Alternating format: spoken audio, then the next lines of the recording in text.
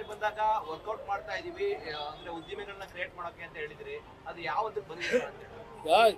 ಉದ್ದಿಮೆ ಅಂದರೆ ನನಗೆ ದೆಹಲಿನಲ್ಲಿ ಹಲವಾರು ರೀತಿಯ ಕೈಗಾರಿಕೋದ್ಯಮಿಗಳು ಭೇಟಿ ಮಾಡ್ತಾರೆ. ಭಾಳ ಜನಕ್ಕೆ ರಿಕ್ವೆಸ್ಟ್ ಮಾಡ್ತಾ ಇದ್ದೇವೆ. ಅದರ ಪ್ರಶ್ನೆ ಏನಾಗಿದೆ, ಇವತ್ತು ದೇಶದಲ್ಲಿ ಪೈಪೋಟಿ ಇದೆ. ಇವತ್ತು ರಾಜ್ಯಗಳಲ್ಲಿ ಕೈಗಾರಿಕೆಗಳನ್ನು ಆಕರ್ಷಣೆ ಮಾಡ್ತಕ್ಕಂಥದ್ದಕ್ಕೆ ಕೈಗಾರಿಕೋದ್ಯಮಿಗಳನ್ನು ರಾಜ್ಯ ಸರ್ಕಾರಗಳು ಹಲವಾರು ರೀತಿಯ ಇನ್ಸೆಂಟಿವ್ಗಳನ್ನು ಪ್ರೋತ್ಸಾಹ ಕೊಟ್ಟು ಅವರವ್ರ ರಾಜ್ಯಗಳಿಗೆ ಇವತ್ತು ಆಕರ್ಷಣೆ ಮಾಡ್ತಕ್ಕಂಥ ವಾತಾವರಣ ಕ್ರಿಯೇಟ್ ಏನಾಗ್ತಾ ಇದೆ. ಆ ನಿಟ್ಟಿನಲ್ಲಿ ಇವತ್ತು ರಾಜ್ಯದ ಬಗ್ಗೆ ದೇಶದಲ್ಲಿ ಯಾವ್ಯಾವ ರೀತಿಯ ಒಂದು ಇಲ್ಲಿಯ ಸರ್ಕಾರದ ನಡವಳಿಕೆ ಬಗ್ಗೆ ಪ್ರತಿಕ್ರಿಯೆಗಳು ಬರ್ತಾ ಇದೆ. ನೀವೇ ಪ್ರತಿನಿತ್ಯ ತೋರಿಸ್ತಾ ಇದ್ದೀರಿ ದೇಶದ ಮಟ್ಟದಲ್ಲಿ. ಇಲ್ಲಿ ನಮ್ಮ ಜೊತೆಗೆ ರಾಜ್ಯ ಸರ್ಕಾರಗಳು ಇಲ್ಲಿ ದಿನ ಕೇಂದ್ರ ಸರ್ಕಾರದ ಜೊತೆ ಸಂಘರ್ಷದಿಂದ ಏನು ಉಪಯೋಗ ಬರಲ್ಲ. ಈಗ ನಾನು 2 ಬಾರಿ ಮುಖ್ಯಮಂತ್ರಿ ಆಗಿದೆ. ಒಂದು ಬಾರಿ BJP ಜೊತೆ ಸರ್ಕಾರ ಮಾಡಿದ್ರೆ ಕೇಂದ್ರದಲ್ಲಿ ಕಾಂಗ್ರೆಸ್ ಆಡಳಿತ ಇತ್ತು, UPA ಸರ್ಕಾರ. ನಾನು ಅವತ್ತು ಸಂಘರ್ಷಕ್ಕೊಳಗಾಗಲಿಲ್ಲ. ಅವತ್ತು ಕೇಂದ್ರದಲ್ಲಿ UPA ಸರ್ಕಾರ ಇದ್ದರು. ರಾಜ್ಯದ ಅಭಿವೃದ್ಧಿಗೆ ಎಂದೂ ಸಹ ನನಗೆ ಸಮಸ್ಯೆ ಆಗಿರಲಿಲ್ಲ ಆ 20 ತಿಂಗಳ ಆಡಳಿತದಲ್ಲೂ. ಮೊನ್ನೆ ನಾನು 2ನೇ ಬಾರಿ ಮುಖ್ಯಮಂತ್ರಿ ಆದಾಗಲೂ ಕಾಂಗ್ರೆಸ್ ಸರ್ಕಾರ ಪಕ್ಷ ಜೊತೆ ಸೇರಿದ್ದೆ. ಕೇಂದ್ರದಲ್ಲಿ BJP ಸರ್ಕಾರ. ನಿಮಗೆ ಗೊತ್ತಿದೆ, ಮಡಿಕೇರಿನಲ್ಲಿ ದೊಡ್ಡ ಮಟ್ಟದ ಅನಾಹುತ ಆಯಿತು. ಕೊಡಗಲ್ಲಿ ಹಲವಾರು ಸಮಸ್ಯೆಗಳಿತ್ತು. ರೈತರು ಸಾಲ ಮನ್ನಾಗೆ 25,000 ಕೋಟಿ ಹೊಂದಿಸಿದೆ. ಇದೆಲ್ಲ ಮಾಡಬೇಕಾದ್ರೆ ನನಗೆ ಯಾವುದೇ ರೀತಿಯ ಅಡಚಣೆಗಳು ಕೇಂದ್ರ ಸರ್ಕಾರದಿಂದ ಬಂದಿರಲಿಲ್ಲ. ಆ ರೀತಿಯ ಒಂದು ವಾತಾವರಣ ನಿರ್ಮಾಣ ಮಾಡ್ಕೊಂಡ್ರೆ ಕೆಲಸ ಮಾಡಲಿಕ್ಕೇನು ಸಮಸ್ಯೆ ಇಲ್ಲ. ಇಲ್ಲಿ ಹಣದ ಕೊರತೆ ಇಲ್ಲ. ಇವತ್ತು ನೋಡಿ, ಒಂದು ದೊಡ್ಡ ಅಡ್ವರ್ಟೈಸ್ಮೆಂಟ್ ನೋಡಿದೆ ಬರಬೇಕಾದ್ರೆ, ಭಾಳ ದೊಡ್ಡ ಅಡ್ವರ್ಟೈಸ್ಮೆಂಟ್ ಇದೆ. ದೀಪಾವಳಿ ಕೊಡುಗೆ ಬೆಂಗಳೂರು ನಾಗರಿಕರಿಗೆ ಕೊಡ್ತಾ ಇದ್ದಾರೆ. ತಾವೆಲ್ಲ ಪತ್ರಿಕೆಗಳಲ್ಲಿ ದೊಡ್ಡ ಒಂದು ಏನು ಜಾಹೀರಾತು ಕೊಟ್ಕೊಂಡಿದ್ದಾರೆ, ಕಲರ್ಫುಲ್ ಜಾಹೀರಾತು, ದೀಪಾವಳಿ ಕೊಡುಗೆ ಅಂತ ಹೇಳಿ. ನೆನ್ನೆ ಬಹುಶಃ ಕೆಲವು TV ಇಂಟರ್ವ್ಯೂಗಳು ಕೊಟ್ಟಿರ್ಬೋದು.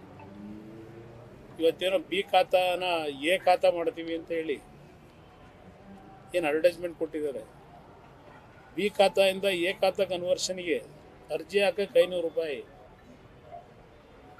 ನಂತರ ಆ ಪ್ರೋಸೆಸ್ಗೆ ಗೈಡೆನ್ಸ್ ವ್ಯಾಲ್ಯೂ ಏನಿದೆ 5% ದುಡ್ಡು ಕಟ್ಟಿ ಅಂತ ಹೇಳ್ತಾ ಇದ್ದಾರೆ.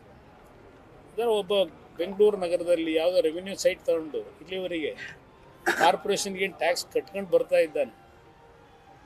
ಅಂಥ ಒಂದು ವ್ಯಕ್ತಿಗಳಿಗೆ ಏನೋ B ಖಾತಾಯಿಂದ A ಖಾತಾ ಮಾಡಿಕೊಡ್ತೀವಿ, ಇದು ದೀಪಾವಳಿಯ ದೊಡ್ಡ ಕೊಡುಗೆ ಕೊಡ್ತಾ ಇದ್ದೀವಿ ನಿಮ್ಮ ಹುಡುಗರೆ ಅಂತ ಹೇಳಿ ಗೈಡೆನ್ಸ್ ವ್ಯಾಲ್ಯೂ ಏನು ಫಿಕ್ಸ್ ಮಾಡೋರಲ್ಲ, ₹2,00,000 ಆ 30-40 ಸೈಟ್ನ A ಖಾತೆಗೆ ಕನ್ವರ್ಟ್ ಮಾಡಲಿಕ್ಕೆ 2 ಲಕ್ಷದಿಂದ 4.5 ಲಕ್ಷ, 5 ಲಕ್ಷ, 8 ಲಕ್ಷದವರೆಗೆ ಗೈಡೆನ್ಸ್ ವ್ಯಾಲ್ಯೂ ಮೇಲೆ. ಇವರೇ ಗೈಡೆನ್ಸ್ ವ್ಯಾಲ್ಯೂ ಜಾಸ್ತಿ ಮಾಡ್ಕೊಂಡ್ರು ಈ ಸರ್ಕಾರ ಬಂದ ಮೇಲೆ. ಈಗ 5 ಲಕ್ಷ 10 ಲಕ್ಷ ಎಲ್ಲಿಂದ ಕಟ್ತಾರೋ ಗೊತ್ತಿಲ್ಲ, B ಖಾತೆಯಿಂದ A ಖಾತೆ. ಅದರಿಂದ 10-15 ಸಾವಿರ ಕೋಟಿ ವಸೂಲಿ ಮಾಡ್ತಾರೋ, ಇದು ಜನತೆ ಉಡುಗೊರೆ ಕೊಡ್ತಾರೋ ಇಲ್ಲ ಆ B ಖಾತಾ ಏನು ಇಟ್ಕೊಂಡಿದ್ದಾರೆ ಅವರಿಂದ ಸರ್ಕಾರ ಉಡುಗೊರೆ ತಗೋತಿದೆಯೋ ಗೊತ್ತಿಲ್ಲ ನನಗೆ. ದೀಪಾವಳಿ ಕೊಡುಗೆ ಈ ರೀತಿ ಜನಗಳ ಮೇಲೆ ತೆರಿಗೆಯನ್ನು ವಿಧಿಸಿ ಪ್ರತಿನಿತ್ಯ ಜನಗಳಿಂದ ಇವತ್ತು ದುಡ್ಡು ವಸೂಲಿ ಮಾಡಿ ಗ್ಯಾರಂಟಿ, ಇದು 6ನೇ ಗ್ಯಾರಂಟಿ ಅಂತ, 5 ಗ್ಯಾರಂಟಿ ಕೊಟ್ಟಾಯ್ತು, ಇದು 6ನೇ ಗ್ಯಾರಂಟಿ ಈ ಥರ ಹೇಳ್ತಾರೆ. ಬರೀ ದುಡ್ಡನ್ನು ಸಂಗ್ರಹ ಹೇಗೆ ಮಾಡಬೇಕು ಅಂತ ಮಾಡಿ ಅದನ್ನು ಓಲಿ ಬಳಕೆ ಸರಿಯಾಗಿ ಮಾಡ್ತಾರ. ಇದೆಲ್ಲ ಮಾತಾಡಬೇಕು ಅಂದ್ರೆ ಭಾಳ ವಿಷಯ ಮಾತಾಡ್ಬೋದು. ಬಿಡಿ, ನಾನು ಎಲ್ಲಿಂದ ಇಂಡಸ್ಟ್ರಿ ತರಕಾಯ್ತದಪ್ಪ? ನಾನು ಇಂಡಸ್ಟ್ರಿ ತರಕಾಯ್ತದ?